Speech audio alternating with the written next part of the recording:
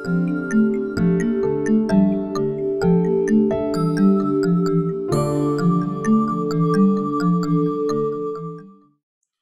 sekalian, kita lanjutkan pembahasan kita di surat At-Taubah hari Senin kemarin sampai ayat 80.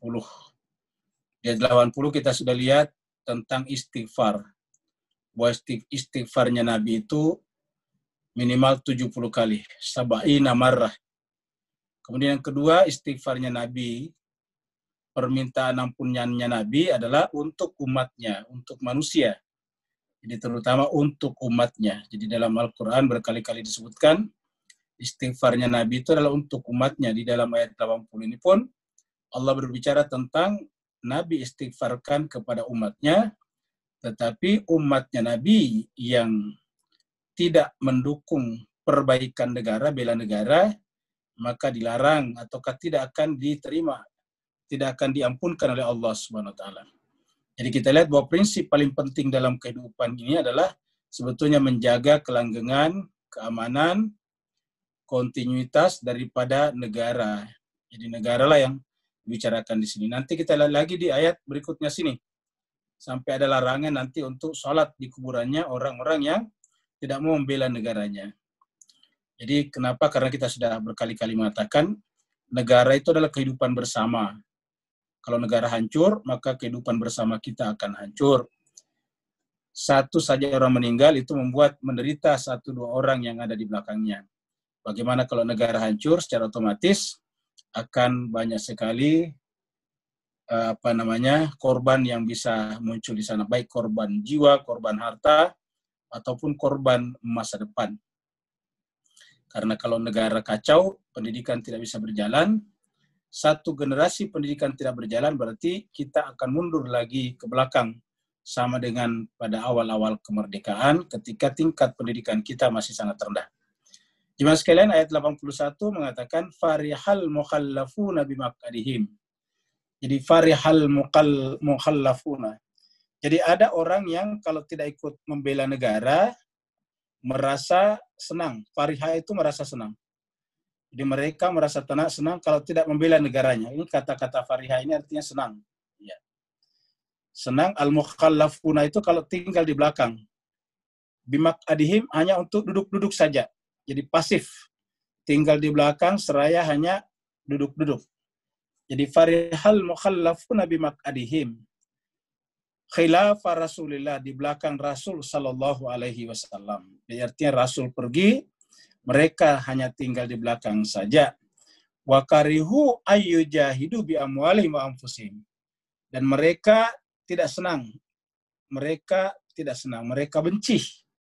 Dengan apa? Yujahidu bi amwalihim wa anfusihim. Untuk bersungguh-sungguh membela negaranya adalah dengan harta dan dengan dirinya. Jadi jemaah sekalian, ayat ini menjelaskan kepada kita bahwa semua warga masyarakat bertanggung jawab atas kehidupan, kelanggengan, dan kemajuan suatu negara. Jadi kemajuan suatu negara tidak bisa ditimpakan hanya kepada aparat negara, tetapi juga kepada seluruh warga negara. Semua warga negara bertanggung jawab atas kelanggengan, kontinuitas, dan kemajuan negara itu. Nah, jadi kalau kita kembangkan ini ayat, ini tidak bisa kita artikan hanya dengan berperang saja. Dari mana kita tahu? Karena di sini muncul kata yujahidu, bersungguh-sungguh. Dimunculnya kata-kata yujahidu di sini, ini yujahidu, bersungguh-sungguh, ya, menunjukkan bahwasanya ini bukan hanya kaitannya dengan perang, tetapi semua warga negara harus bersungguh-sungguh untuk benar-benar memperbaiki negaranya.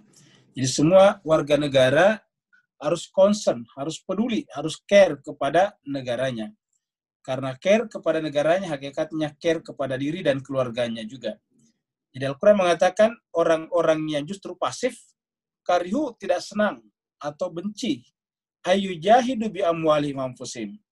Di dalam bersungguh-sungguh mengorbankan harta dan dirinya, fisabilillah. Jadi fisabilillah artinya di dalam memperbaiki, membela dan negara.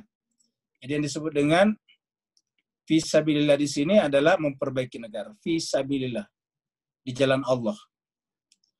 Wa qalu la tanfiru fil har. Bahkan mereka, orang-orang yang pasif tadi, justru menakut-nakuti orang lain. Mereka memprovokasi, mereka mempengaruhi dengan kata-kata la tanfiru fil har. Jadi kata qalu di sini mereka berkata, ini adalah mereka berkata, ya. Jadi qalu itu adalah qalu mereka berkata, ya. Apa kata mereka? La tanfiru fil har. Kalian jangan pergi ikut bersama dengan Muhammad dalam keadaan panas terik seperti ini. Ini kita sampaikan bahwa kaitannya dengan perang Uhud.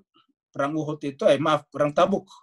Perang Tabuk kita sudah terangkan itu bertepatan dengan musim panas, ya, sehingga kemudian mereka mengatakan jangan pergi bersama dengan Muhammad dalam keadaan panas seperti ini. La tanfiru, jangan berangkat, jangan pergi. Fil har, dalam keadaan panas terik. Apa kata ayat ini? Qul, katakanlah Muhammad, naru jahannam asyaddu harra. Neraka jahanam itu lebih panas lagi. Jadi neraka jahanam itu lebih panas lagi. Jadi naru jahannam asyaddu harra, lebih keras, lebih panas lagi. Lebih keras panasnya, lebih sangat panasnya. Jadi Bapak Ibu sekalian bisa lihat di sini bahwa membela negara dikaitkan dengan neraka. Ini syaddu harra.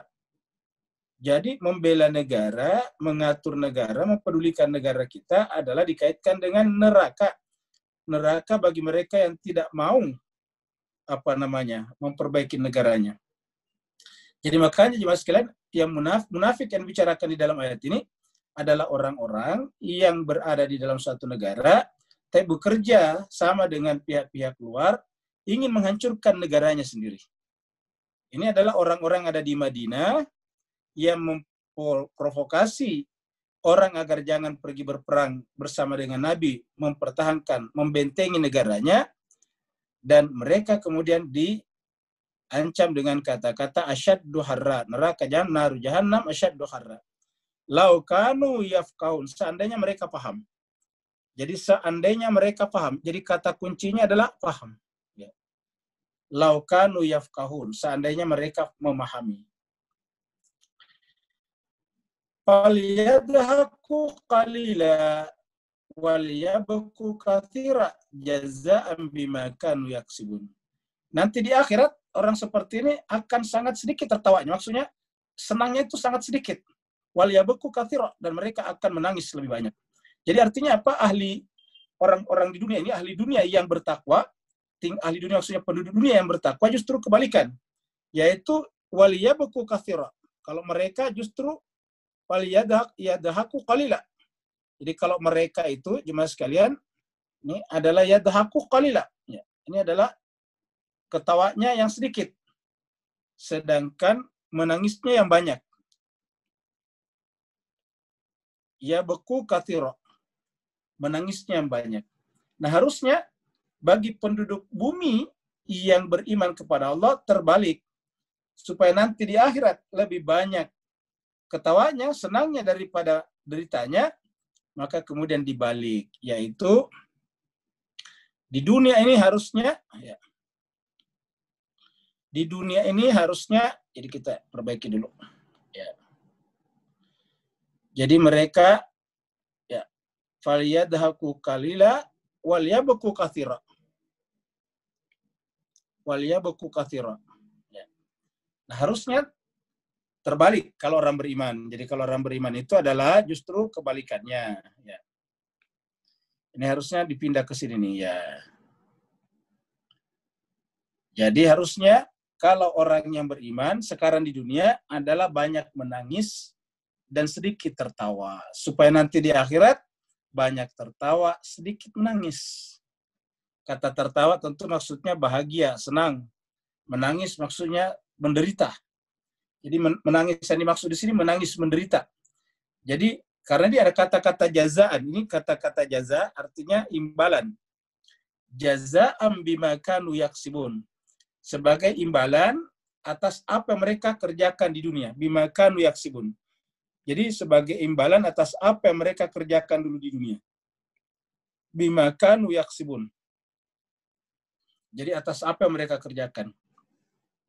Nah berarti kalau mereka orang munafik itu adalah sedikit sekali tertawanya, banyakkan menangisnya, maka orang beriman bima kanu yaksibun juga disebabkan perbuatan mereka juga, di sini juga bima kanu yaksibun juga, tapi terbalik, yaitu ya falia beku kathira, maaf falia dahaku kathira walia beku qalila. Jadi yang berubah adalah qalilanya. Jadi qalilanya pindah ke sini. Ini pindah ke belakang, ya. Pindah ke sini. Sorry. Jadi ini kathiranya pindah ke sini, ya. Sedangkan ininya pindah ke sini, ya ini. Jadi qalilanya pindah ke belakang, qalilanya pindah menjadi yabaku qalila kalau orang beriman. Dan faliyadahaku kathira, ketawanya banyak, senangnya banyak. Fa in raja'aka Allahu ila ta'ifatin minhum, fa in raja'aka, apabila raja'aka Allah mengembalikan kamu Muhammad ila ta'ifatin minhum, kepada satu golongan dari mereka, maksudnya kembali dalam keadaan selamat, kembali dalam keadaan menang, membawa keberuntungan, membawa kemenangan.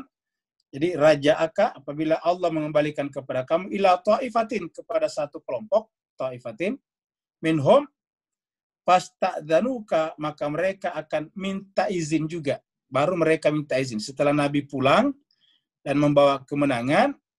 Fasta'dzanuka, baru mereka minta izin kepada Nabi. Kaknya ini kepada Nabi, jadi ini kaknya kepada Nabi. Fasta'dzanuka, mereka minta izin kepada kamu untuk apa? Lil khuruj, untuk keluar. Jadi mereka minta izin untuk keluar. Lil khuruj, ya. Ini lil khuruj, untuk keluar. Maksudnya keluar berperang, membela bersama dengan Nabi. Jadi apa yang bisa kita tangkap, yaitu bahwa mereka benar-benar motifnya hanya keuntungan materi saja. Jadi mereka menyesal, baru pengen ikut bersama Nabi, kalau lihat Nabi menang. Jadi lihat situasi saja. Kalau Nabi kalah, mereka, ataukah diperkirakan kalah, mereka tidak akan ikut.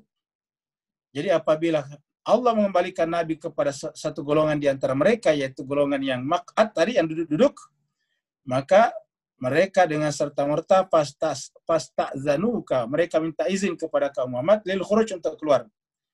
Faqul, maka jawablah, katakanlah kepada mereka, lan takhruju ma'iya abada, janganlah kalian keluar bersamaku selama-lamanya. Ini kata-kata lan takhruju, ini lan takhruju, jangan kalian keluar. Lannya sekali-sekali jangan. Takhruju, kalian keluar ma'i, bersamaku selama-lamanya. Jadi ini pernyataan daripada Nabi, ya, pernyataan daripada Nabi, ya. Jadi pernyataan daripada Nabi tadi adalah lan takhruju, ya. Jangan kamu keluar bersama kami. Jangan kalian keluar bersama kami selama-lamanya. Lan takhruju ma'iya abada. Kamu jangan keluar bersama saya selama-lamanya. Di sini yang ditekankan adalah pada kata-kata ma'iya. Lan takhruju ma'iya. Jangan kamu keluar bersamaku, kata Nabi. Abada, selama-lamanya.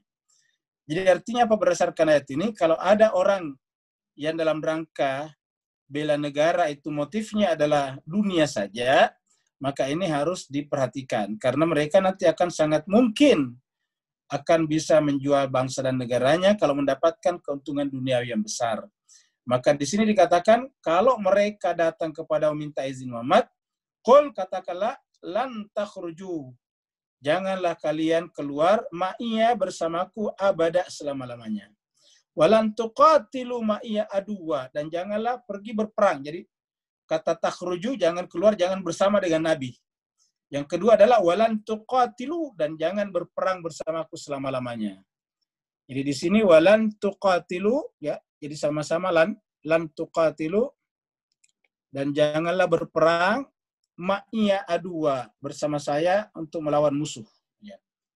Jadi muncul lagi di sini kata ma'iya lagi di sini. Ya. Jadi lan takhruju ma'iya abada, walan tuqatilu ma'iya aduwa, dan janganlah pergi berperang bersama saya, memerangi musuh. Apa sebabnya? Innakum raditun bil qu'ud. Karena kalian ini adalah orang yang lebih senang tinggal duduk-duduk saja. Jadi pasif, kalau bahasa kitanya pasif. Karena kalian lebih senang tinggal duduk-duduk saja, raditum ini artinya senang. Ya. Kalian hanya raditum, rela, senang, bil qu'ud, untuk duduk-duduk saja. Jadi Bapak Ibu sekalian bisa lihat di sini, betapa Al-Quran itu menghormati orang yang dinamis, orang yang aktif. Dan betapa Al-Quran tidak menyenangi orang yang pasif, orang yang apatis. Ya, jadi di sini kita lihat ada kata-kata raditum bil qu'ud. Kalian lebih senang duduk-duduk saja. Kalian lebih senang berpangku tangan saja. Awwal marratin, sejak awal. Jadi memang begitu sifatnya mereka sejak awal, sudah kelihatan kalau mereka itu hanya suka berpangku tangan. Awwal marrah, sejak awal. Faq'udu ma'al khalifin. Maka tetaplah kamu duduk saja bersama dengan orang-orang yang duduk. Orang-orang yang tidak ikut berperang. Ma'al khalifin. Khalifin itu tinggal di belakang. Ya. Jadi faq'udu ma'al khalifin. Kemudian berikutnya lagi,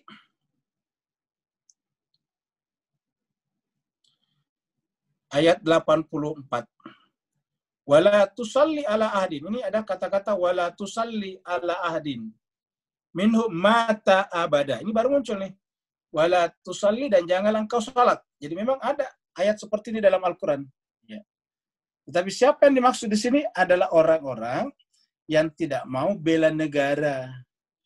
Mereka hanya ingin mencari kesempatan lemahnya Nabi dan orang-orang pertahankan negara. Mereka ingin mengambil keuntungan dari runtuhnya, rusaknya negara. Mereka ingin mengambil keuntungan dari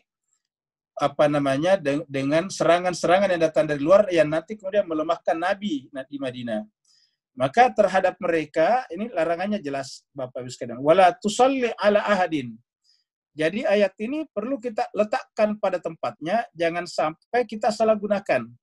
Jadi dengan demikian, kata-kata wala tusalli ini adalah kamunya, tu'nya itu adalah kepada Nabi Muhammad. Harus kita camkan bahwa ini adalah taknya ini adalah kepada Nabi Muhammad. Tusalli, ini adalah kamu. Jadi wala tusalli, jangan engkau salat. Siapa? Nabi yang dimaksud.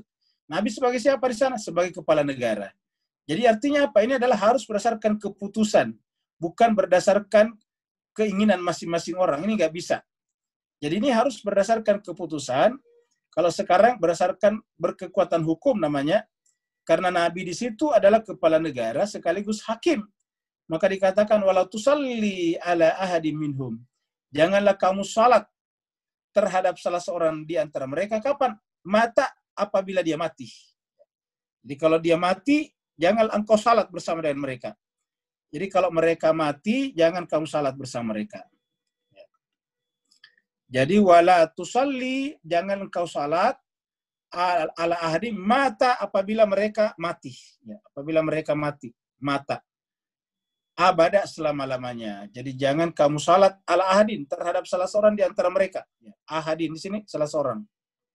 Jadi kalau ada salah seorang di antara mereka meninggal, jangan salati.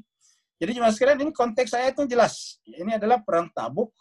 Perang Tabuk artinya Nabi Madinah diserang dari Romawi pada saat itu. Maka Nabi keluar ke sana menyambut, menahan mereka supaya jangan masuk ke wilayah Madinah. Kita sudah lihat petanya tempo hari.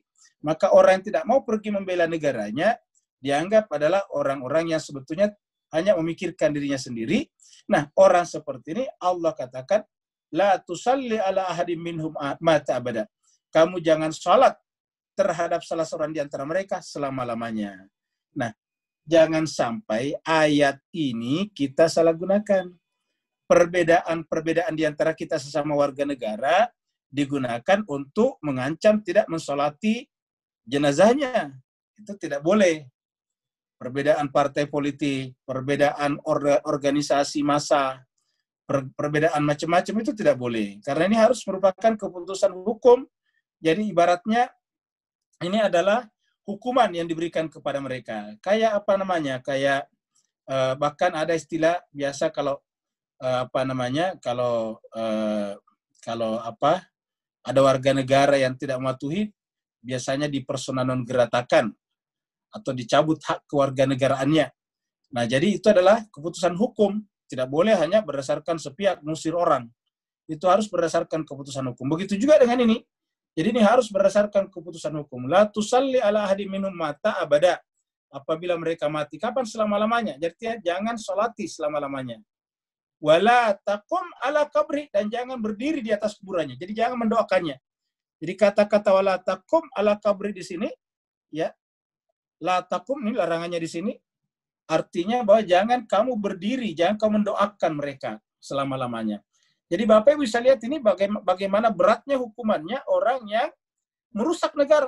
Karena jangan kamu merusak negara, apatis saja kepada negara, ini sudah ancamannya besar sekali.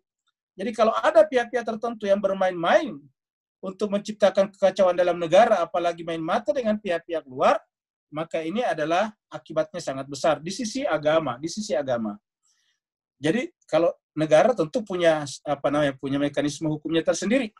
Nah, tapi ini dari sisi agama pun dikatakan wala taqum ala kabri, jangan kamu mendoakan mereka. La taqum, jangan berdiri ala kabri, di atas kuburannya. Bapak Ibu yang saya berbahagia, perhatikan la taqum ala kabri. Larangan berdoa di atas kuburan. Ini kata kabri ini kuburan Pak Bu sekalian. Jadi ini adalah kabri ini adalah kata kuburan, ya, kata kuburan itu, ya. Jadi ini benar-benar kata kuburan ini. Kabri. Jadi ini perhatikan nih. Kabri. Ya. Kuburan. Ya, kuburnya. Jadi artinya apa? Larangan berdiri mendoakan di atas kuburannya untuk orang yang khianat kepada negara, artinya justru sangat baik untuk mendoakan orang di kuburannya. Kalau kita lihat ini. Kan mafhum mukhalafahnya namanya adalah berarti sangat dianjurkan orang untuk berdoa di atas kuburan. Ya, dan terbukti sampai sekarang yang kita kunjungi di Madinah adalah kuburannya Nabi. Ya. Jadi Al-Quran mengatakan la takum, kalau ada larangan kan berarti aslinya baik, begitu. Contohnya saya dilarang dilarang keluar negeri. Ada biasa orang dicegal, dicegat tangkal. Nah, kan artinya bahwa orang bebas setiap saat kemana saja. Ketika diberikan larangan bahwa pergi ke luar negeri, kan namanya hukuman. Nah, berarti artinya bahwa ini adalah sesuatu yang sangat baik apabila orang pergi ke kuburan, berziarah kuburan seraya mendoakan sahibul kubur. Nah, yang tidak boleh, yang dikecualikan adalah mereka yang khianat kepada negaranya. Berlaku ayat ini, wala taqum ala kabrihi. Jangan kamu berdiri atau salat atau berdoa di atas kuburan mereka. Innahum kafaru billahi wa rasulih. Karena hakikatnya orang yang khianat kepada negaranya, pengen menghancurkan negaranya, hakikatnya mereka juga ingkar kepada Allah dan Rasulnya.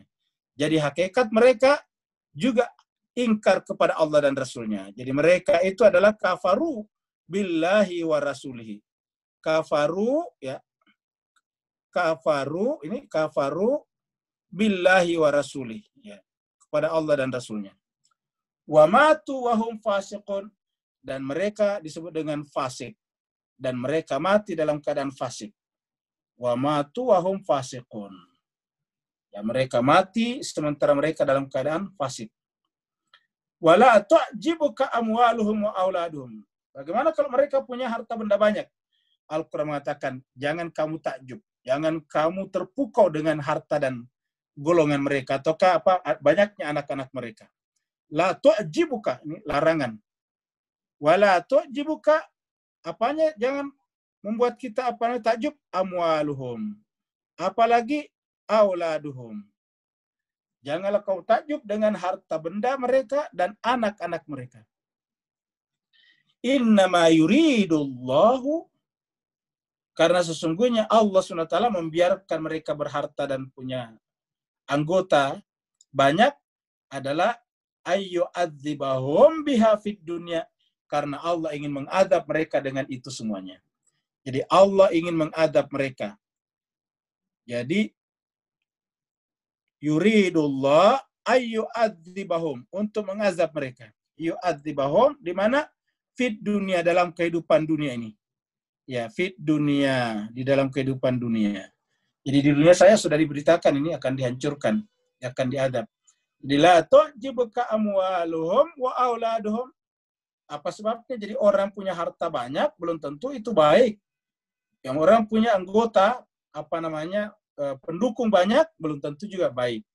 Jadi wala tu'jibuka amwaluhum wa auladuhum innama yuridullah ayyu'adzibahum bid dunya wa tazhaka anfusuhum wa hum kafirun. Wa tazhaka anfusuhum. Karena mereka itu adalah orang-orang yang merugikan dirinya sendiri. Ya. Jadi wa tazhaka anfusuhum. Jadi hakikatnya orang seperti itu sudah sama dengan tubuh yang tak bernyawa. Kenapa? Karena kata-kata tazhaka anfusuhum itu artinya nafs mereka, jiwa mereka, perasaan mereka, empati mereka sudah tidak ada. Ya. Jadi sudah hilang. Jadi wa tazhaka anfusuhum, ya. Jadi tazhaka anfusuhum itu artinya empati mereka. Perasaan mereka kepada kemanusiaan sudah tidak ada. Apa sebabnya? Wahum kafirun, karena mereka itu adalah orang yang ingkar. Wahum kafirun. Ya. Jadi tazhaka anfusuhum itu isi hati mereka sudah tidak ada. Wa tazhaka anfusuhum wahum kafirun. Jadi ada orang yang punya harta benda banyak, punya pendukung yang banyak, pegawai dan sebagainya banyak, tetapi belum tentu itu adalah mendatangkan kemaslahatan bagi yang bersangkutan. Karena bisa saja Allah membiarkan itu, namanya istidraj, justru untuk mengadab mereka. Jadi tujuannya adalah untuk ini, untuk mengadab mereka. Fid dunia wa tazhaka anfusuhum. Di dunia, sehingga kemudian mereka adalah seperti robot yang berjalan saja. Jiwanya sudah tidak ada, sehingga mereka punya segala-galanya, tetapi mereka perasaan hatinya kering kerontang. Mereka tidak merasakan kebahagiaan sama sekali.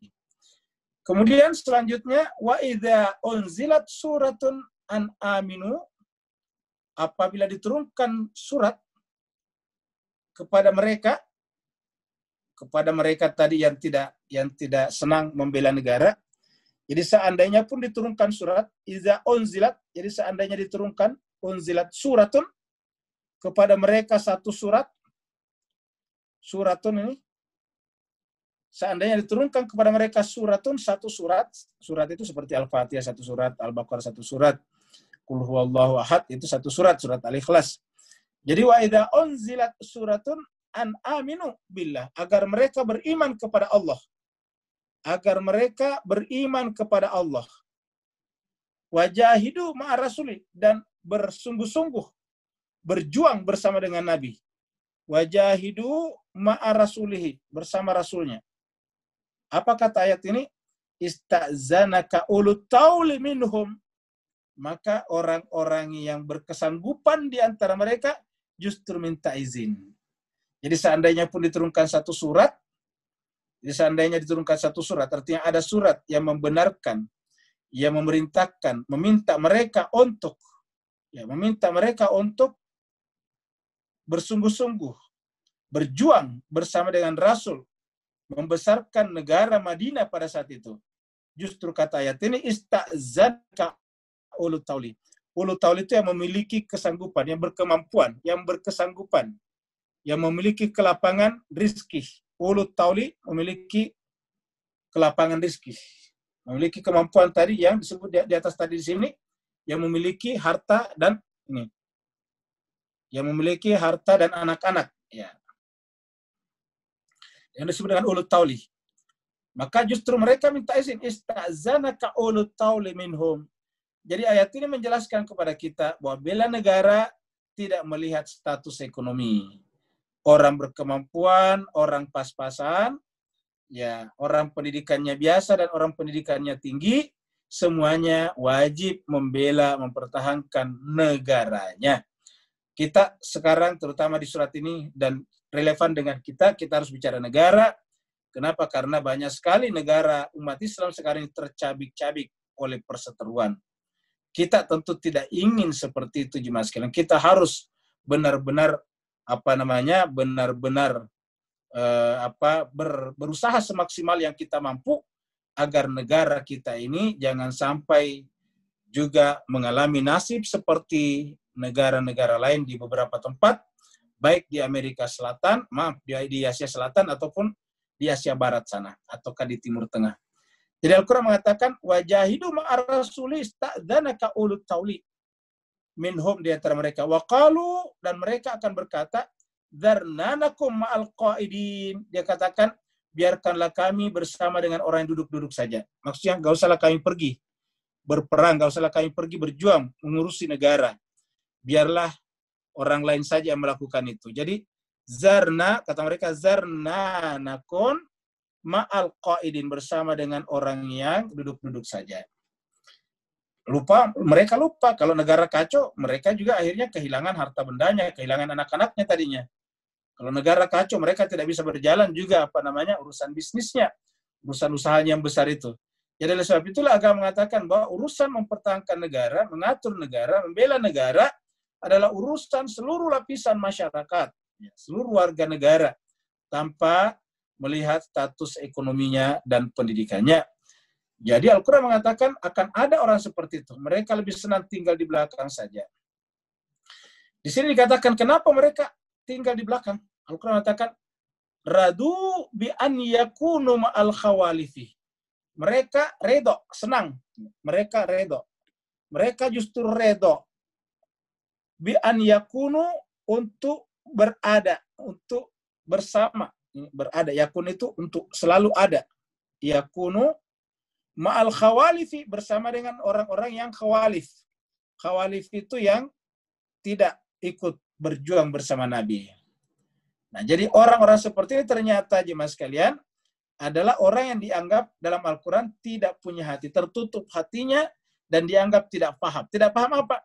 Tidak paham makna kehidupan, dan tidak paham. Mereka cinta dunia, tapi tidak paham makna kehidupan dunia. Mereka mengejar-kejar dunia, tapi mereka tidak paham bahwa dunia, supaya kita memilikinya, harus ada keteraturan.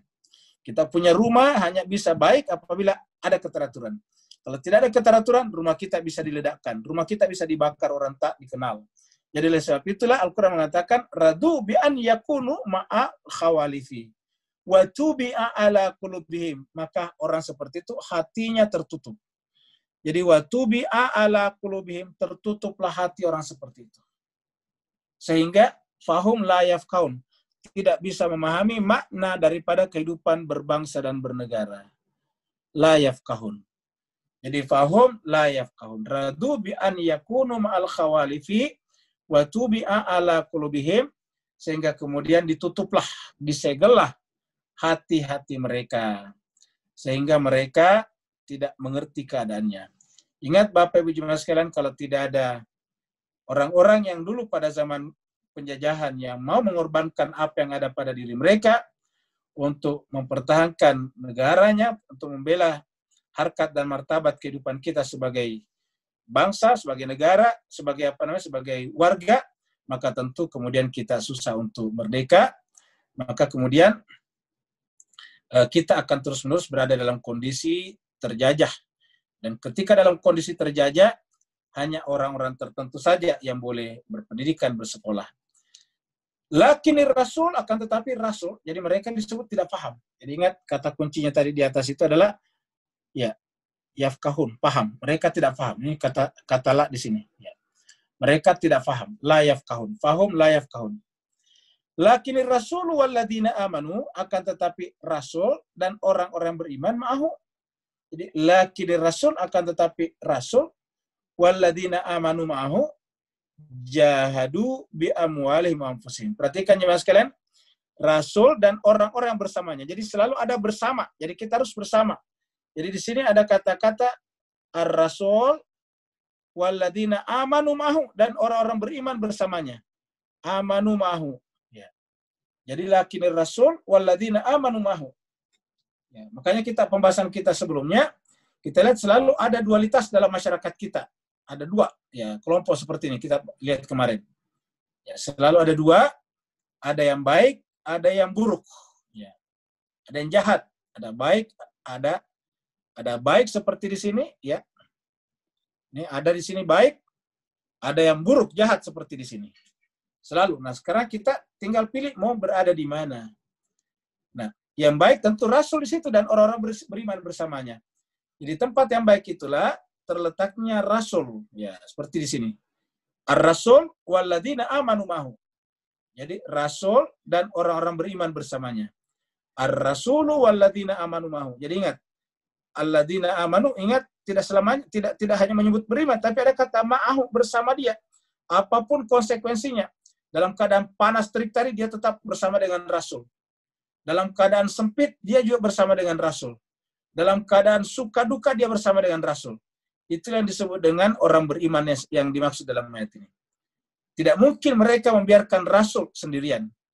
Nah, maka inilah yang disebut dengan orang beriman. Jadi orang beriman benar adalah ma'ahu, bersama dengan Rasul. Jadi keberimanan tidak cukup dengan pengakuan, tidak cukup juga dengan tanda-tanda, simbol-simbol, lambang-lambang, tidak cukup juga dengan bungkus, cover, pakaian, tetapi adalah sejauh mana kita rela mempertaruhkan apa yang kita miliki, asalkan kita selalu bersama dengan Sang Rasul. Karena Sang Rasul sendiri telah mengorbankan segala-galanya.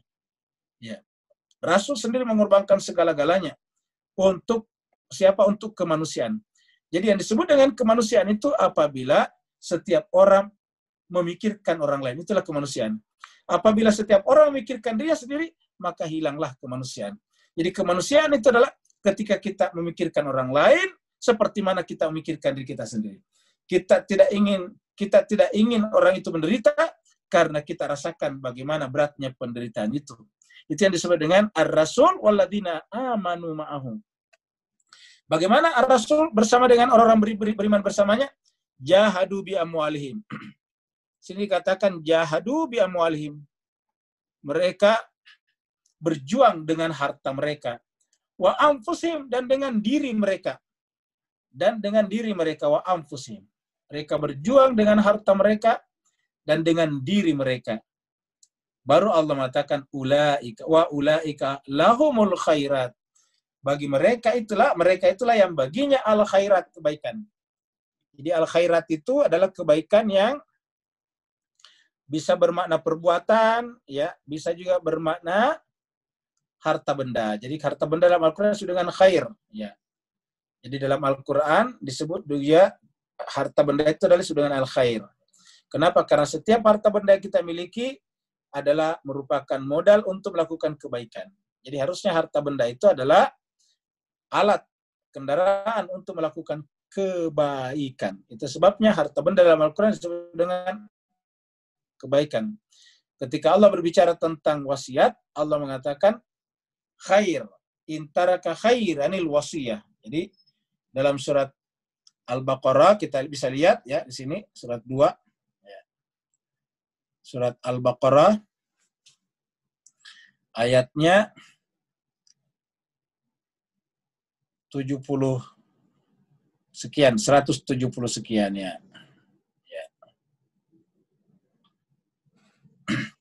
Jadi ayatnya ini 180. Ya. Kutiba alaikum idza hadara ahadakumul mautu in taraka khair. Nah, perhatikan ya Mas kalian, khairnya di sini ya. Jadi perhatikan khairnya di sini ya, khairnya.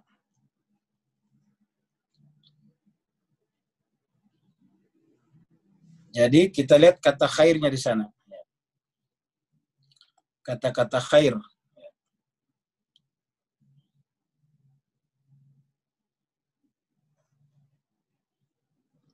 Ya, di sini ada kata-kata khair. Ya. Ayat 180 ini. Kutiba alaikum idza hadar ahadakumul maut in taraka khair. Ya. Ini Bapak Ibu sekalian bisa lihat di sini khairnya di sini. Khair. Ya. Khairan. Jadi kutiba alaikum diwajibkan kepada kalian idza hadara ahadakumul maut, apabila salah seorang di antara kalian kedatangan malakul maut, ini idza hadara ahadakumul maut in taraka khair, dan kemudian meninggalkan al khair. Untuk apa? Untuk berwasiat. Dianjurkan untuk berwasiat ya, dianjurkan untuk berwasiat. In taraka khair, tentu maksudnya di sini adalah, berarti di sini adalah harta maksudnya. Jadi in taraka khair, jika kau meninggalkan harta, al wasiat, untuk berwasiat kepada lil walidaini orang tua, wal aqrabina kerabat dengan cara ma'ruf. Ya. Jadi agar mereka juga dapat bagian, karena dalam hukum waris mereka tidak dapat, maka boleh berwasiat supaya mereka juga, apalagi kalau orang tuanya yang termasuk tidak kurang berkecukupan, maka harusnya berwasiat supaya mereka tidak terlantar. Jadi intaraka khairanil wasiyah lil walidaini wal aqrabina bil ma'ruf haqqan 'alal muttaqin. Jadi intinya di sini kita lihat adalah kata khair. Ini khair. Ya, jadi khair di situ adalah harta benda. Nah, jadi Al-Quran mengatakan khairat. Khairat ini bentuk jamak dari khair tadinya. Ya, jadi jemaah sekalian, jadi khair di sini adalah bentuk jamak dari khairat, di sini bentuk jamak dari khair tadinya. Ya. Jadi dia adalah bentuk jamak di sini nih. Ya. Bentuk jamak daripada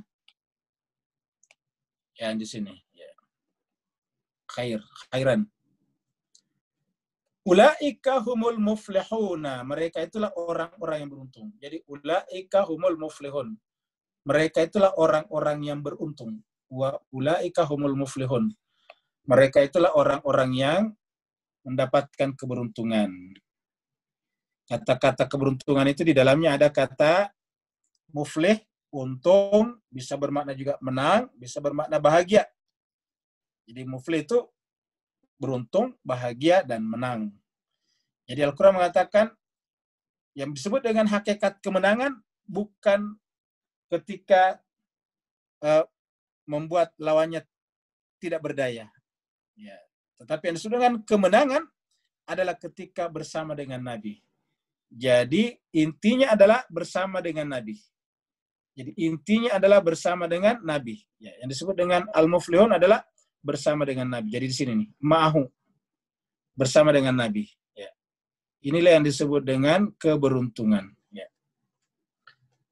Jadi intinya, apakah kita dalam keadaan terluka, meninggal dunia, tidak dapat apa-apa kelihatannya, tapi kalau bersama dengan Nabi, nah itu dia. Jadi walladzina amanu ma'ahu, itulah al-muflihun. Al-Quran mengatakan ulaika humul muflihun. Jadi Bapak Ibu sekalian, kebersamaan kita dengan Rasulullah adalah penting sekali. Addallahu lahum jannatin tajri min tahtiha al-anhar. Allah menjanjikan kepada mereka orang seperti itu, apa janji Allah ini? Dan janji, ya. Jadi ada ini adalah janji. Adallahu. Jadi a'addallahu, Allah menjanjikan lahum kepada mereka, ya, lahum kepada mereka apa? Jannatin. Jadi Allah menjanjikan kepada mereka jannatin. Addallahu lahum jannatin. Tajri min tahtiha al-anhar, mengalir di bawahnya sungai-sungai. Mengalir di bawahnya sungai-sungai kita sudah bahas sebelumnya, yaitu mengalir sungai-sungai. Sungai itu adalah sungai amal jariah yang kita lakukan di dunia. Karena setiap ada sorga, pasti Bapak Ibu sekalian bisa saksikan selalu ada kata mengalir di bawah, selalu ada kata-kata ini. Tajri min tahtihal anhar. Jadi kalau ada sorga pasti tajri min tahtihal anhar. Mengalir di bawahnya sungai-sungai, khalidina fiha, mereka kekal di dalamnya. Khalidina fiha, mereka kekal di dalamnya. Kenapa? Karena di akhirat sana tidak ada perubahan lagi. Perubahan itu hanya ada di alam materi saja. Ciri alam materi adalah perubahan terus-menerus. Kalau tidak berubah, bukan alam materi namanya. Maka begitu pindah ke alam akhirat dan meninggalkan alam materi, secara otomatis tidak ada perubahan. Tidak ada perubahan. Itulah yang disebut dengan khalidina. Itulah yang disebut sini dengan khalidina. Kekal mereka di dalamnya. Khalid. Jadi Khalid itu artinya kekal. Dalikal fauzul azim, itulah keberuntungan. Muncul kata, kemenangan. Jadi muncul kemenangan di sini karena terkait tadi dengan, ini kata-kata al-fauz al-azim adalah terkait tadi dengan ayat yang ada di sini ini. Al-muflihun. Sekarang adalah al-fauz. Ya. Jadi al-muflihun, dia adalah beruntung, sekaligus dalamnya ada makna kemenangan. Makanya diulangi lagi, dalikal fauzul azim. Mereka itulah mendapatkan kemenangan yang besar. Jadi kemenangan yang besar, Bapak Ibu yang sangat berbahagia, adalah ketika kita nanti berakhir di dalam surganya Allah. Apa sebabnya? Dunia ini bukan akhir bagi kita. Dunia ini cepat atau lambat kita akan tinggalkan satu persatu atau bersama-sama. Kalau umur kita sekarang sudah kepala 5 ke atas, kepala 6, berarti jemaah sekalian berbahagia. Kalau anaknya sekarang atau cucunya ibu sekarang adalah SD kelas 1, maka nanti ketika mereka masuk perguruan tinggi, Bapak Ibu sekalian sudah berumur 80-an, 90-an tahun, dan masih bersyukur kalau bisa hidup pada saat itu. Jadi artinya apa jemaah sekalian? Kita cepat atau lambat akan meninggalkan kehidupan dunia ini, karena kehidupan dunia ini bukanlah tempat yang abadi. Tempat yang abadi nanti adalah di akhirat. Kata abadi itu tadi yang disebut dengan khalidina. Mereka kekal di dalamnya. Walaupun di tempat lain tadi ada juga kata abada. Ya, jadi kata-kata khalidina fiha abada. Zalikal fawzul azim.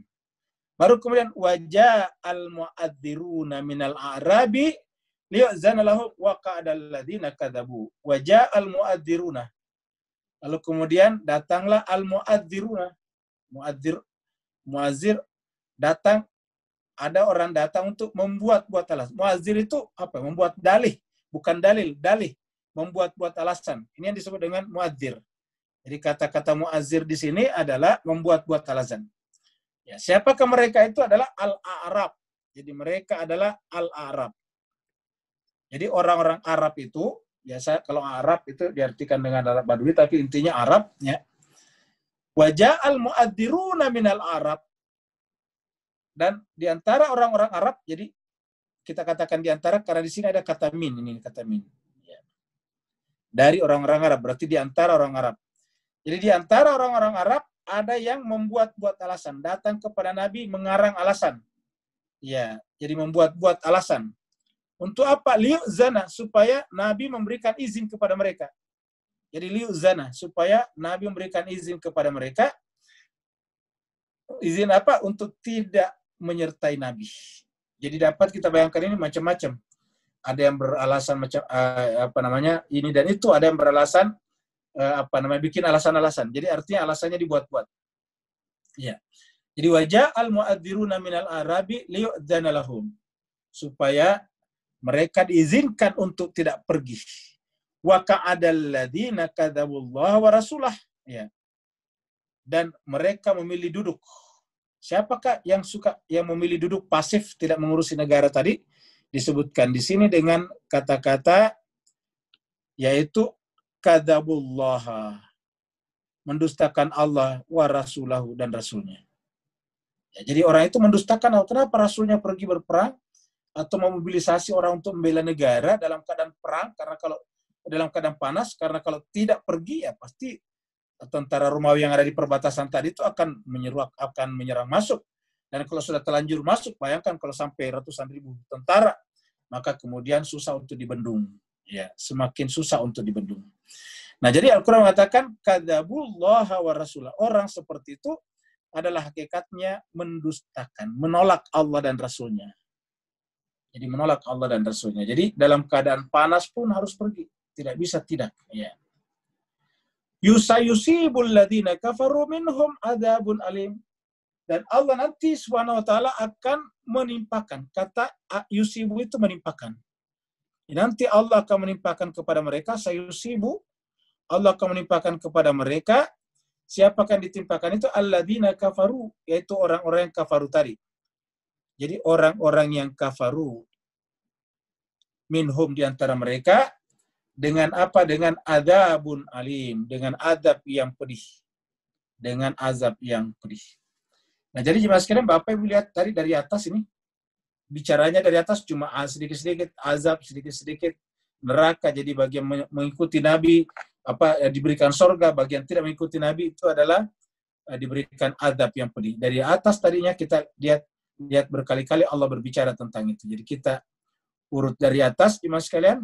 Ini ayat 81 sudah bicara tentang naru jahannam asyaddu harra. Ya, bagi mereka tadi yang tidak pergi menyertai Nabi dengan alasan panas, ya, la tanfiru fil har, Allah mengancamnya dengan naru jahannam, neraka jahannam, asyaddu harra. Kemudian berikutnya lagi mereka dikatakan nanti di akhirat mereka akan lebih banyak menangis daripada ketawa. Jadi itu semuanya adalah ancaman-ancaman. Jadi kita lihat ancaman saja terus-menerus yang dibicarakan di dalam ayat ini. Ya. Kemudian di sini dikatakan janganlah, ya. Al-Quran mengatakan wala tusalli ala ahadin. Ini kan juga ancaman. Jangan kau salat jenazah mereka, salah seorang di antara mereka. Dan jangan kau mengunjungi kuburan mereka. Jangan kau berdoa di atas kuburan mereka. Karena mereka adalah kafaru. Dan mereka itu disebut dengan fasikun. Wa matu wahum fasikun. Mereka mati dalam keadaan fasik. Jadi kita lihat itu ancaman-ancaman saja. Al-Quran mengatakan, la tujibuka amwaluhum wa auladuhum. Apa sebabnya? Yuridullahu ayyu'adzibahum. Diazab lagi. Karena Allah akan mengazab mereka.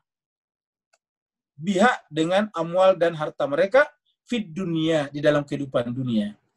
Jadi Bapak bisa lihat ini semuanya adalah ancaman-ancaman dari Allah SWT, dan jarang kita menemukan ayat rentetannya seperti ini, isinya adalah ancaman-ancaman. Ya, kenapa? Karena berkaitan dengan orang-orang yang tidak ingin ikut membela negaranya. Kemudian Al-Quran mengatakan lagi di sini, ya, mereka orang seperti itu tubi ala qulubihim. Mereka adalah tertutup hati mereka. Dan mereka adalah orang-orang yang tidak paham tentang hakikat kehidupan. Jadi muncul lagi di situ. Ya. Sedangkan bagi mereka-mereka yang membela Nabi, ini Rasul walladzina amanu ma'ahu, maka bagi mereka itu adalah al-khairat. Wa ulaika lahumul khairat wa ulaika humul muflihun. Mereka dapatkan jannatin tajri min tahtiha al-anhar khalidina fiha. Zalikal fawzul azim. Jadi isinya kalau bukan ancaman, juga membahagiakan bagi mereka bersama dengan Nabi. Nah, muncul lagi sekarang ancaman pada ayat 90. Ya waja'al mu'adziruna minal arabi liyu'dzana lahum wa qa'adal ladina kadzabullaha wa rasulah sayusibu. Yang di sini akan will. Allah akan sayusibul ladina kafaru minhum adzabun. Allah akan menimpakan orang-orang yang ingkar di antara mereka adzabun alim.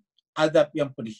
Jadi azab yang pedih akan menimpa orang-orang yang kafaru, yaitu orang yang kadzabullah wa rasulah, mendustakan Allah dan Rasulnya. Nah, jadi jemaah sekalian berbahagia, ayat-ayat ini semuanya menjelaskan kepada kita betapa pentingnya kita selalu bersama dengan Allah dan Rasulnya, baik dalam keadaan suka ataupun dalam keadaan duka. Tidak bisa kita hanya dalam keadaan suka saja. Bahkan sepanjang perjalanan Nabi, itu banyakkan dukanya. Selama 23 tahun jadi Nabi, itu boleh dikatakan duka terus-menerus. Karena begitu dia berceramah, sudah langsung difitnah. Diserang dengan hoax, dengan opini-opini yang tidak benar, seperti tukang sihir lah, kemasukan jin lah, gila lah, macam-macam, dan seterusnya.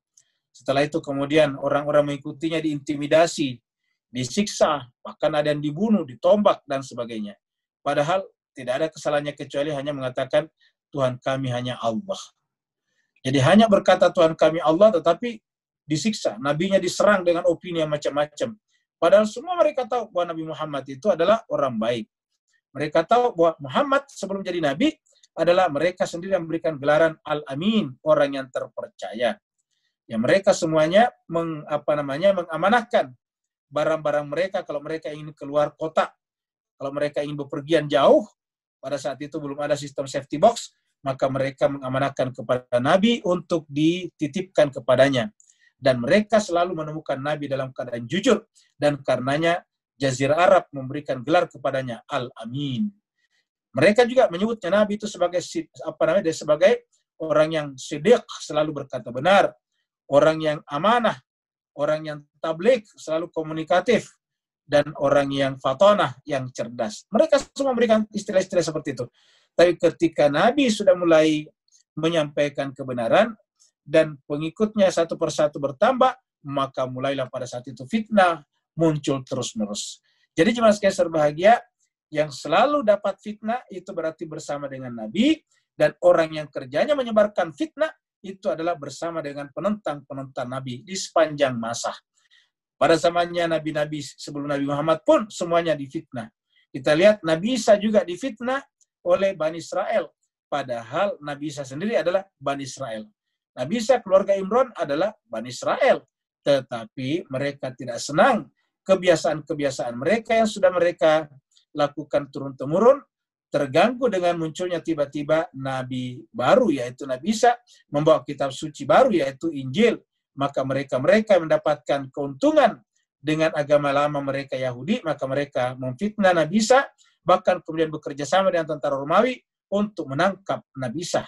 Bekerja sama dengan tentara Romawi untuk kemudian mengintimidasi pengikut-pengikut Nabi Isa, sehingga di akhir hayatnya diperkirakan Nabi Isa hanya punya 12, hanya punya 12 saja pengikut setia atau murid-murid setia. Semua yang lain yang ribuan tadinya karena tertarik oleh mujizat-mujizat Nabi Isa, sekarang mereka lari tunggang langgang ketakutan karena terintimidasi oleh kalangannya sendiri, itu Bani Israel, bekerja sama dengan tentara Romawi yang melakukan pembersihan karena takut akan ada kekuatan baru muncul di sana. Nah, jadi inilah jemaah sekalian, sepanjang masa terjadi hal-hal seperti itu. Dan diceritakan dalam Al-Quran. Diceritakan dalam Al-Quran bisa kita lihat di dalam surat Ali Imran. Kita bisa lihat di dalam surat Ali Imran. Surat 3, ya, ayatnya 21. 21. Ya. Nah, kita melihat di dalam ayat ini, Allah menjelaskan, innalladzina kafaru, sungguhnya orang kafaru, bi ayatillah. Jadi orang-orang yang kafaru bi ayatillah, ini ada kata-kata kafaru bi ayatillah, ini kafaru bi ayatillah, wa yaqtuluna nabiyina. Yaqtuluna nabiyina. Jadi mereka yang ingkar kepada Allah itu adalah membunuh nabi-nabi. Bayangkan, gimana sekali? Nabi-nabi mereka bunuh. Ya. Yaqtuluna. Mereka membunuh nabi-nabi. Yaqtuluna nabiyina. Yaqtuluna nabiyina bighairi haqqin. Tanpa alasan yang benar.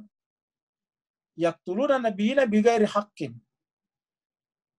Apakah hanya nabi yang mereka bunuh? Wa yaqtuluna alladziina ya'muruna bil qisti. Dan juga mereka membunuh wa yaqtuluna alladzina, orang-orang yang ya'muruna bil qisti, ya'muruna bil qisti, ya, memerintahkan orang untuk berbuat adil, minan nas, dari manusia. Apa kata Allah? Fabashshirhum bi'adzabin alim, maka gembirakanlah mereka dengan azab yang pedih. Ya.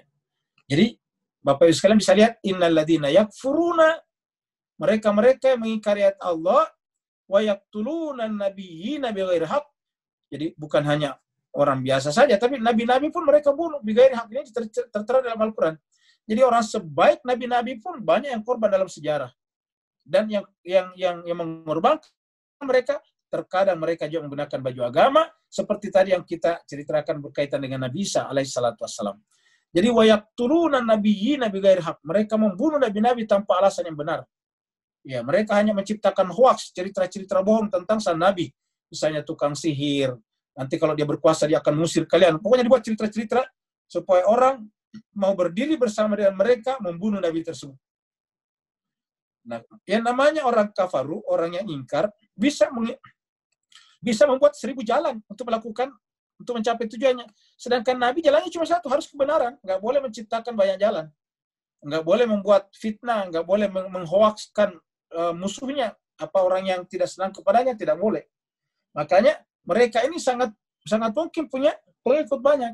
Makanya mas sekalian berbahagia, agama itu titik tumpunya adalah pada kesadaran intelektual, kesadaran ilmiah, kesadaran rasional manusia. Jadi yang ikut pada nabi-nabi itu adalah orang yang memiliki kesadaran intelektual, kesadaran rasional, ya, kesadaran pikir.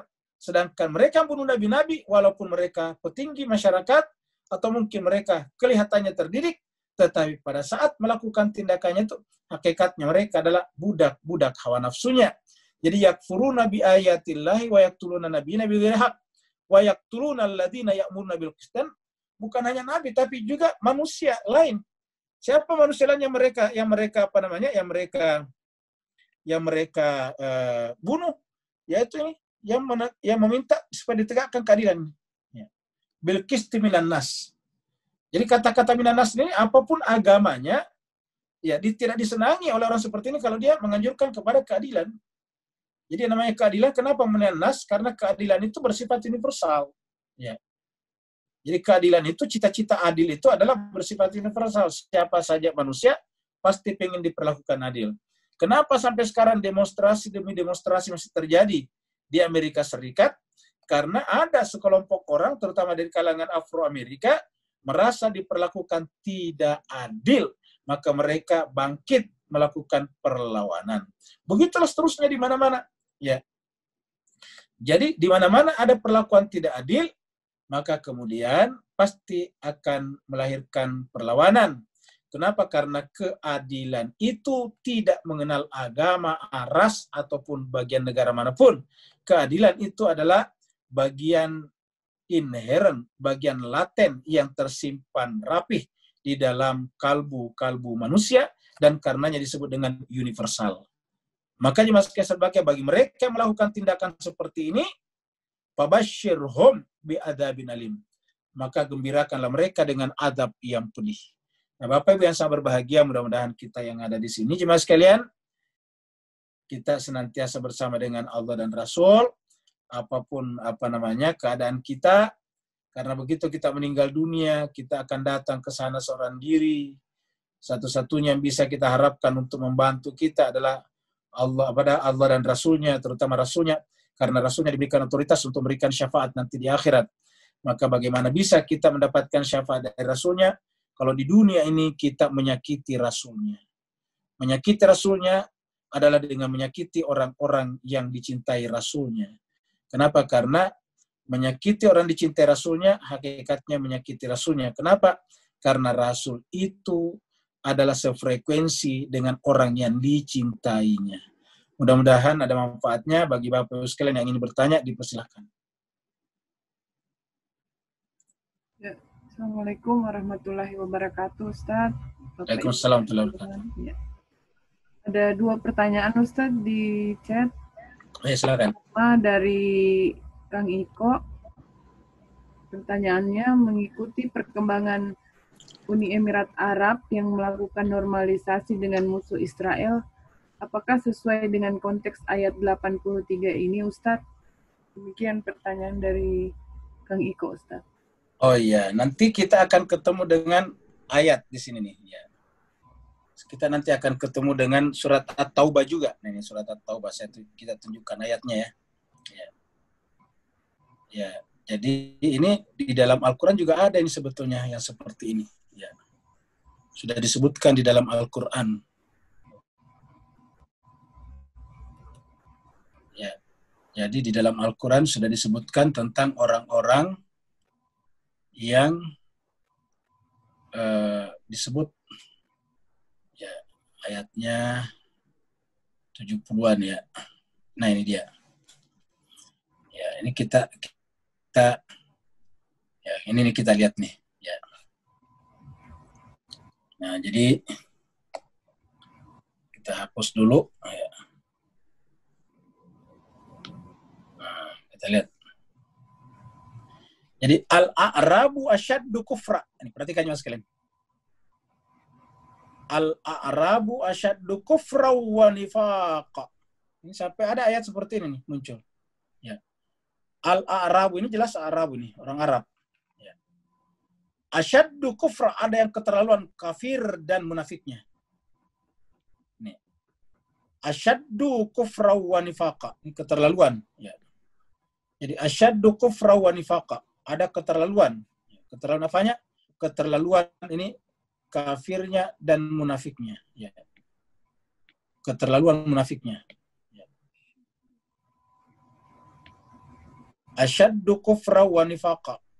Keterlaluan kufur dan nifaknya. Ini disebutkan di sini secara jelas. Ya. Al-Araf.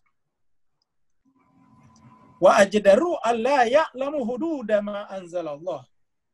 Dan mereka lebih wajar, lebih pantas. Ini ajdaru lebih pantas. Ya. Mereka itu lebih pantas. Lebih pantas.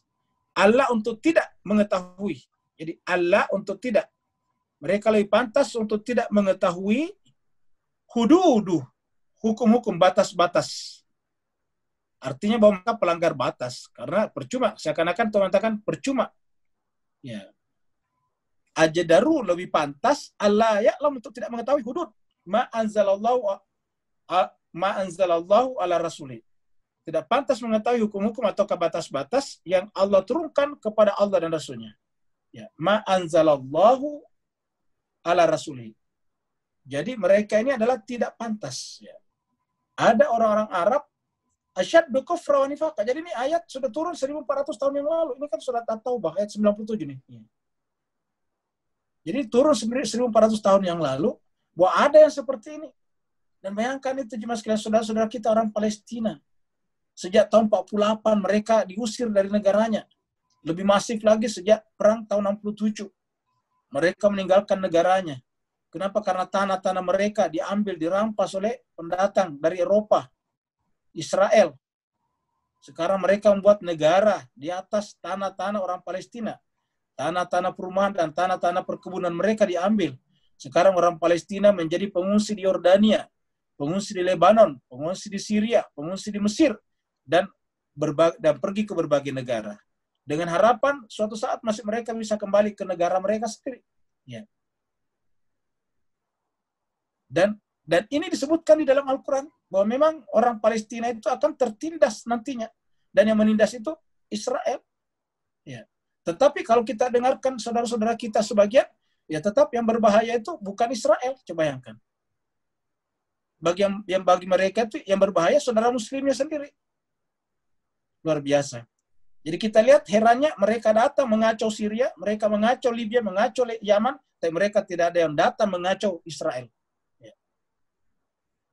Jadi jemaah sekalian berbahagia.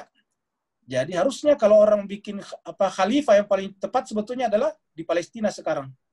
Ya, jadi harusnya khalifah yang ingin ditegakkan itu bagusnya di Palestina, bikin khalifatullah di sana, khilafah. Kenapa? Karena mereka tertindas. Mereka mereka dalam kondisi membutuhkan negaranya. Ya. Jadi Al-Quran mengatakan al-arabu asyaddu kufra wa nifaqa wa jadaru alla ya'lamu hududa ma anzalallahu ala rasulih. Jadi sampai Allah mengatakan lebih pantas. Mereka tidak mengetahui hukum-hukum Allah dan hukum-hukum Allah yang diturunkan Allah kepada Rasulnya. Kenapa? Karena itu saya tadi hanya jadi permainan saja. Jadi alat untuk menipu-nipu orang lain.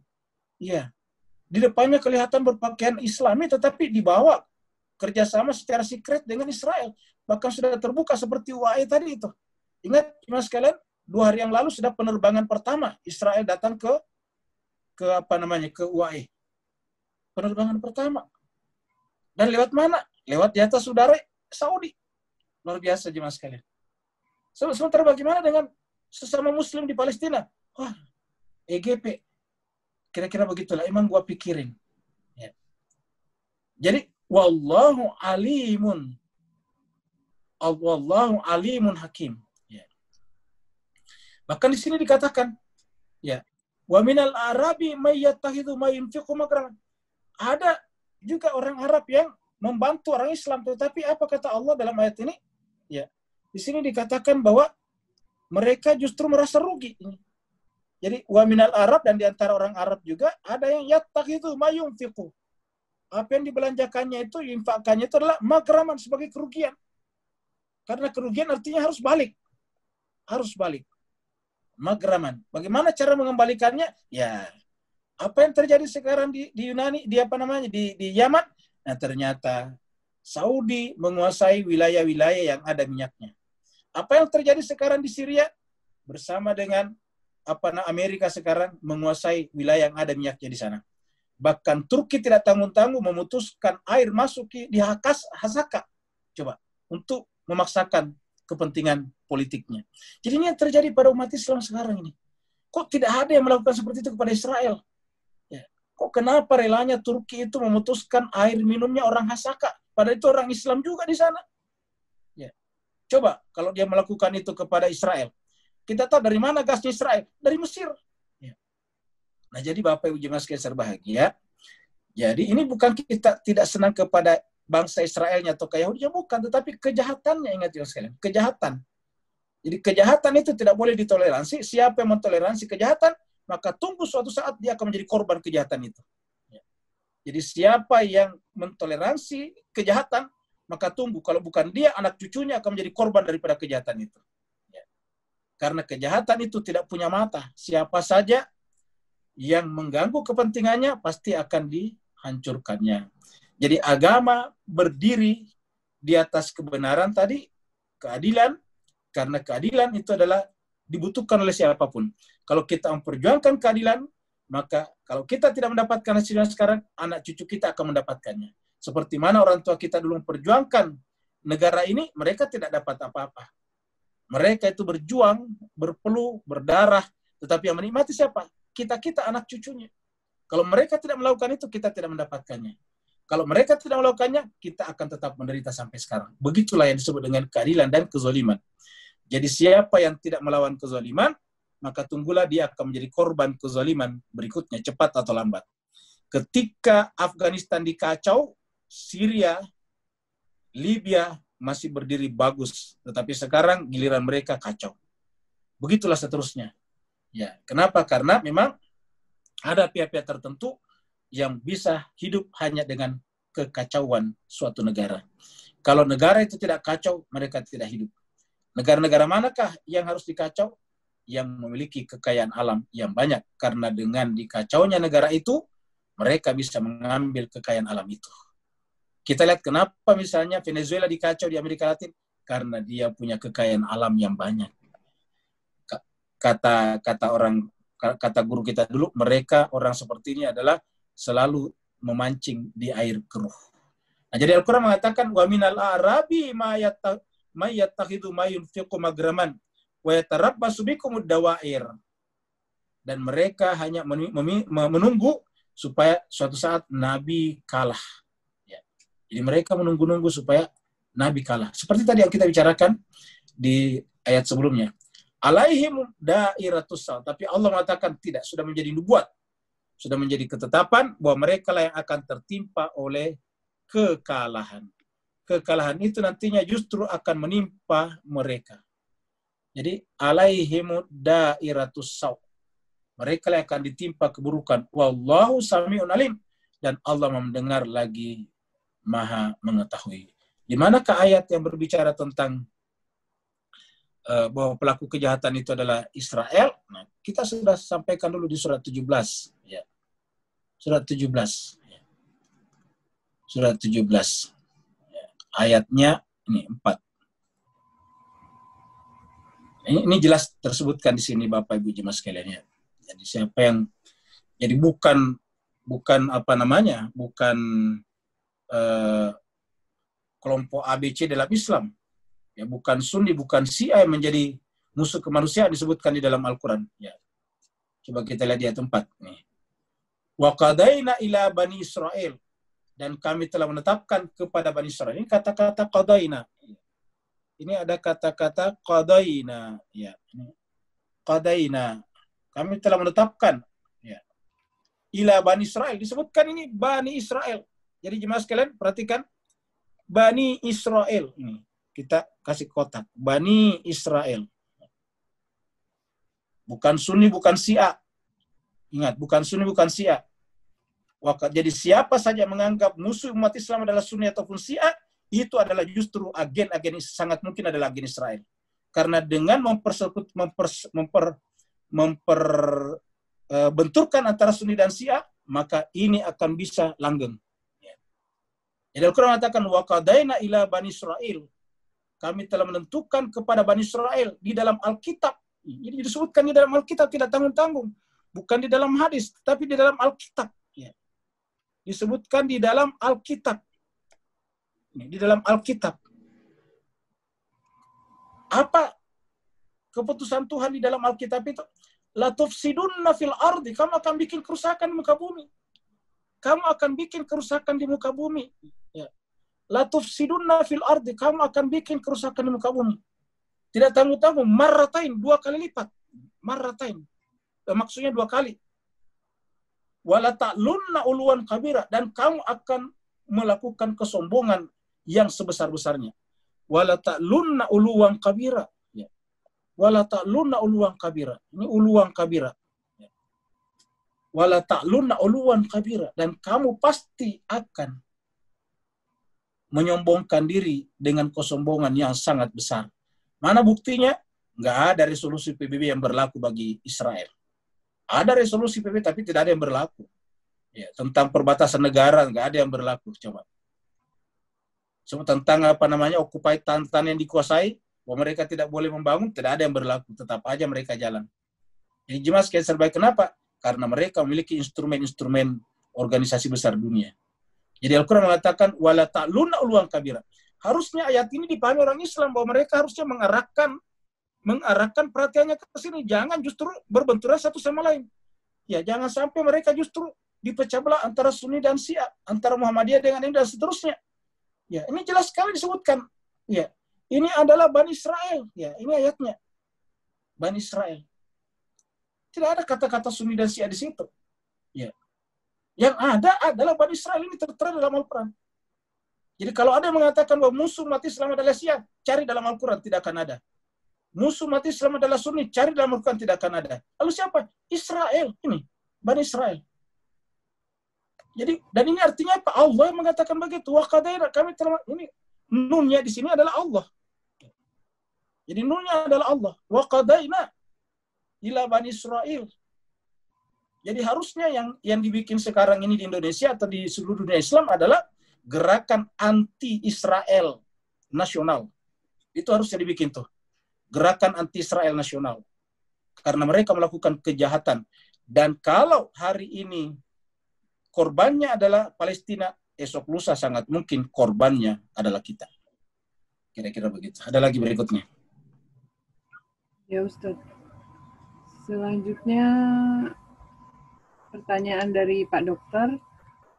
Pada ayat 84, kita dilarang mensalati jenazah orang munafik. Bagaimana kita mendeteksi bahwa dia munafik secara lahiriah?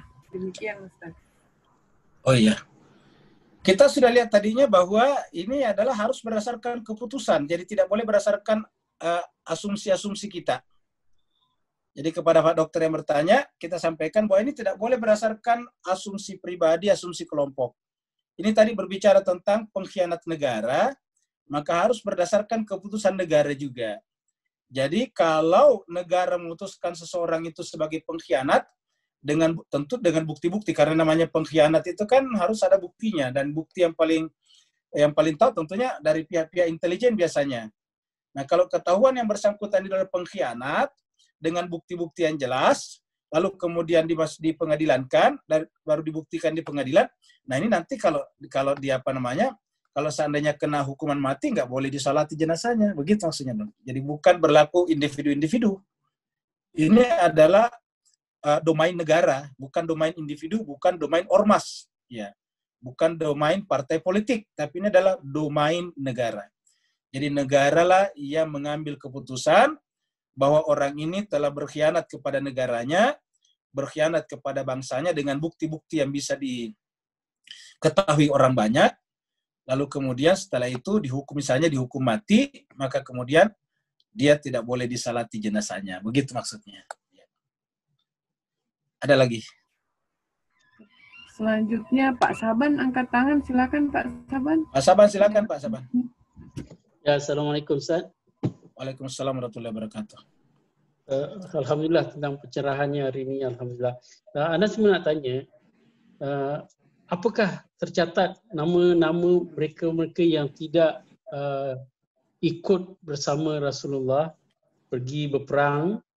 Apakah nama-nama mereka terdapat dalam kitab-kitab tarikh atau hadis-hadis Nabi sallallahu alaihi wasallam? Yeah. Kerana ini mungkin kita sebagai reference kita, ini orang-orang yang tidak pergi berperang bersama Rasulullah. Ya. Jadi nama-nama mereka yang tidak ikut berperang, ya. Jadi jawabannya iya. Tetapi,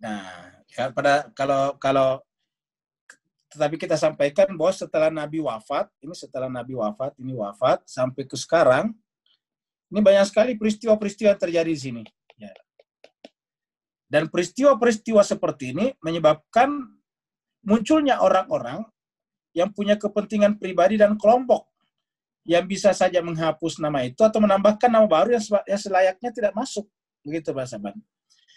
Kita ambil saja contoh, baru beberapa tahun Nabi wafat, itu sudah terjadi perang di antara kaum muslim. Kita tahu jemaah sekalian berbahagia, dicatat oleh para ahli sejarah, termasuk misalnya seperti Imam Suyuti di dalam bukunya Tarikh Al-Khulafa dan banyak lagi yang lain, bahwa cucunya Nabi Al-Husain ya,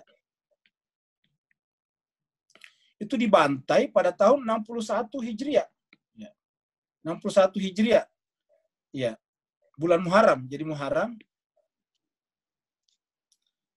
61 Hijriah. Jadi artinya apa? Nabi wafat tahun 10 Hijriah. 50 Nabi tahun. wafat nih. Ya. Wafat 10 Hijriah. Jadi jaraknya ke sini baru 50 tahun. Baru setengah abad. Ya. Baru 50 tahun Nabi wafat, itu cucunya saja sudah dibunuh sedemikian rupa di Karbala. Ya. Tidak ada yang bisa memungkiri ini. Dan dibunuh oleh siapa? Oleh yang mengaku Islam juga. 30.000 orang yang bunuhnya itu tidak ada orang non-Islam. Semua orang Islam mengaku Islam. Ya. Jadi artinya apa? Kita lihat pada saat itu sudah terjadi pengkubu-kubuan dan mereka semuanya menciptakan riwayat-riwayatnya, hadis-hadisnya dan sebagainya, sehingga yang sampai kepada kita terkadang tidak lagi objektif. Dibutuhkan kemampuan-kemampuan tersendiri. Tapi jawaban dari pertanyaan Pak Saban, jawabannya iya. Jadi jawabannya ini adalah benar. Jadi nama-nama ini sebetulnya aslinya ada. Ya. Semuanya ada. Ya. Seperti misalnya yang lari di perang Uhud, itu semuanya tercatat sebetulnya Pak Saban. Ya. Ya, jadi tarikh riwayat yang sampai kepada kita menjelaskan siapa saja di antara mereka yang berada, yang tidak bersama dengan Nabi.